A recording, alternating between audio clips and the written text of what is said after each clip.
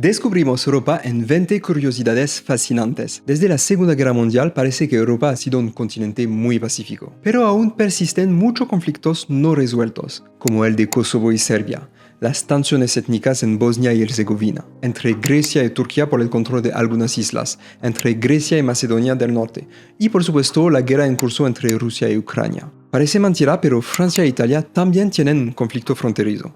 Se trata del punto más alto de Europa, el Monte Bianco. Y ambos países no se ponen de acuerdo sobre la delimitación de la frontera. En los mapas franceses aparece ubicado íntegramente en Francia, mientras que en los mapas italianos se representa como un territorio compartido entre ambos países. Tal vez la solución sea similar al litigio que tuvieron Francia y España por la isla de los Fazanes, donde acordaron tornarse para cuidarla durante 6 meses al año cada uno. Otra posible solución sería seguir el ejemplo del conflicto entre Dinamarca y Canadá, conocido como la Guerra del Whisky por el control de la isla de Hans en el Ártico. Durante años, los militares de ambos países intercambiaban botellas de alcohol cada vez que recuperaban la soberanía del territorio, hasta que finalmente llegaron a un acuerdo para dividir la isla en dos en 2022. El país europeo con más islas no es Grecia, como muchos podrían pensar, sino Suecia, con más de 260.000 islas. Es también el primer país del mundo con más islas. Sin embargo, solo menos de miles de ellas están habitadas y la mayoría son muy pequeñas. En Europa hay una gran competencia entre compañías aéreas, lo que significa que puedes encontrar vuelos muy baratos para visitar un nuevo país.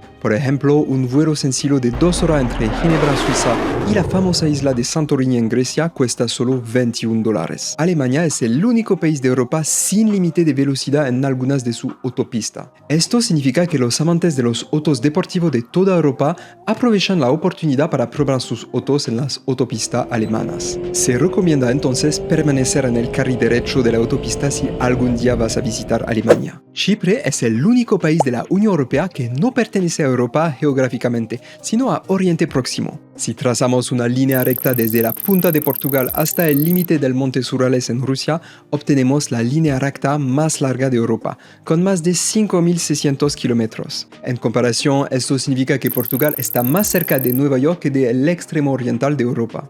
En 1984, hace 40 años, solo había 33 países en Europa. Ahora hay alrededor de 50, si contamos los que son geográficamente tanto en Asia como en Europa. Esto se debe a la caída de la Unión Soviética y a la dislocación de Yugoslavia en la década de los años 90. Hablando de los países que se extendían entre dos continentes, hay 5 en Europa. Probablemente conoces Turquía, que tiene la parte al oeste del Bósforo en Europa, y Rusia, que también tiene todo su territorio al oeste de los Montes Urales. Pero también hay Kazajistán, que tiene todo su territorio al oeste del río Ural, Azerbaiyán, que tiene una pequeña parte al norte del Cáucaso, y Georgia, que también puede ser considerada parte de Europa porque su territorio se encuentra sobre el Cáucaso, la frontera geográfica de Europa en este lugar. Hay más de 60 millones de hispanohablantes en Europa. De hecho, además de España, sus países vecinos también hablan un poco español. Hay alrededor de 7 millones de franceses, 6 millones de italianos, 1 millón de portugueses y al menos 30.000 ciudadanos de Andorra, el pequeño país rodeado por Francia y España. Europa es la región más visitada por turistas en el mundo, con alrededor de 700 millones de visitantes anuales en 2023, según la Organización Mundial del Turismo. Esto tiene mucho sentido, ya que Europa tiene países con una rica historia, pero también hermosas playas para disfrutar del agradable clima mediterráneo. Hablando de la rica historia de Europa, esta alberga ciudades muy antiguas. Podemos mencionar la ciudad de Lisboa en Portugal, que tiene al menos 3.200 años de edad, o también las ciudades de Atenas y Argos en Grecia, que tienen alrededor de 5.000 años de presencia humana. Sin embargo, una de las ciudades potencialmente más antiguas de Europa es la ciudad poco conocida de Plovdiv en Bulgaria. Hay evidencia de que el territorio de la actual ciudad fue habitado hace menos de 6.000 años antes de nuestra era, lo que significa que tiene hasta 8.000 años de antigüedad. Hay 3 países que tienen el francés como idioma oficial en Europa: Francia y partes de Suiza y Bélgica. E incluso Luxemburgo, aunque no es oficial, lo utiliza en la administración del país. Los mayores socios comerciales de la Unión Europea son Estados Unidos y China. De hecho, Estados Unidos representa el 20% de las exportaciones de la Unión, mientras que China representa el 20% de todas sus importaciones. En cuanto a su población, las previsiones indican que la Unión Europea alcanzará su máximo poblacional en 2026, con 453 millones de personas. Posteriormente, la población se reducirá hasta llegar a solo 420 millones en el año 2100.